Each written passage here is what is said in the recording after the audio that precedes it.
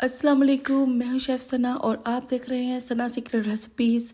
आज मैं जिस तरीके से आपको माश की दाल बनाने का तरीका बताऊंगी ना, वो शायद आपको पहले आज तक किसी ने नहीं बताया होगा, ये मेरा दावा है।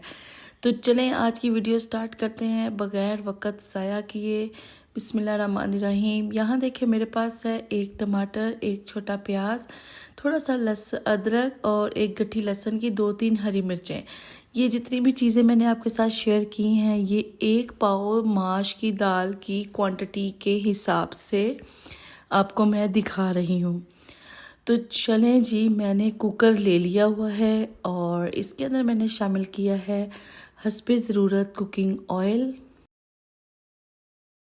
सारी चीज़ों को मैंने अच्छे से चॉप कर लिया हुआ है और अब इसके अंदर मैंने कुकिंग ऑयल के अंदर इनको शामिल कर दिया।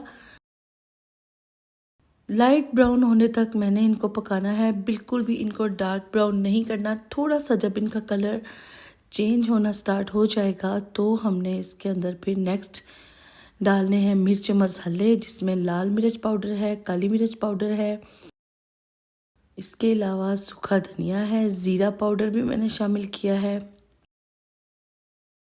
हल्दी पाउडर है, सब आधा आधा चम्मच है और नमक हस्बे जायका।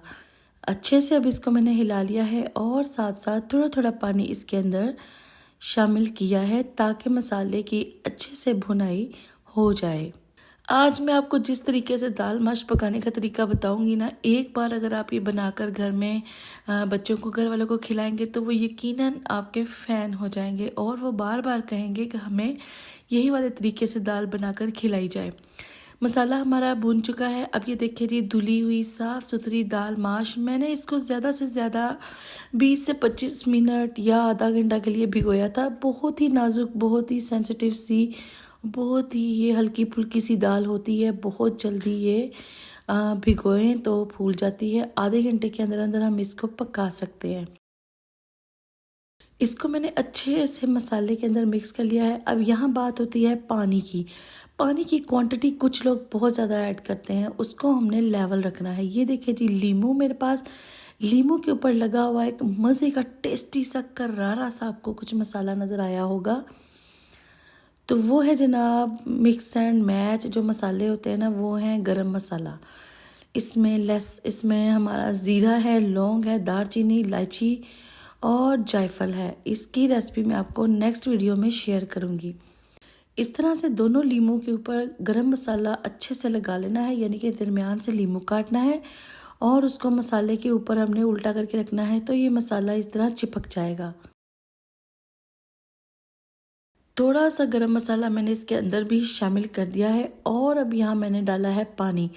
पानी को हमने कुछ इस हिसाब से डालना है कि हमारी जो दाल है ना, ये देखें, ये इसमें पूरी तरह से भीगे नहीं। यानी कि मैं आपको ऐसे बताती हूँ कि एक पाव दाल के अंदर आपने चाय का 1 कप जो होता है ना, वो वाला पानी का इस्तेमाल करना है, इससे ज़्यादा पानी नहीं डालना।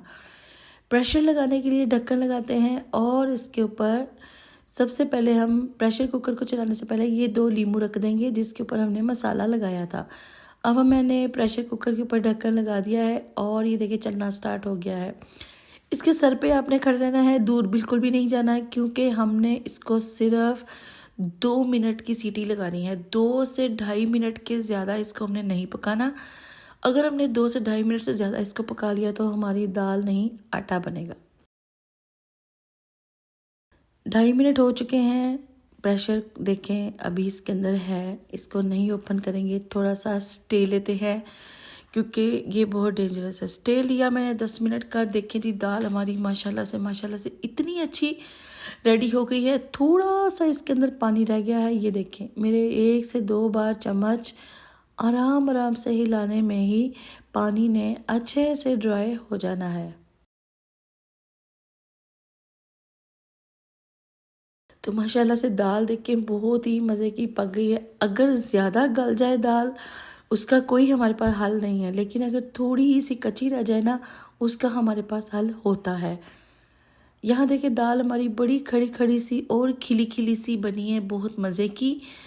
और जो इसमें थोड़ी सी कसर पानी की थी ना, वो देखे बातों बातों में 30 से 40 सेकंड के अंदर अंदर वो भी पानी सूख गया है। प्लेट आउट करते वक्त थोड़ा सा कैमरा मेरा बंद हो गया था, लेकिन मैंने आपको शो किया है प्लेट में दाल डालते हुए, मैं आपको दिखा रही हूँ। तो ये है हमारी आज की बहुत ही मज़े की, बहुत ही शानदार झटपट दाल माश की रेसिपी।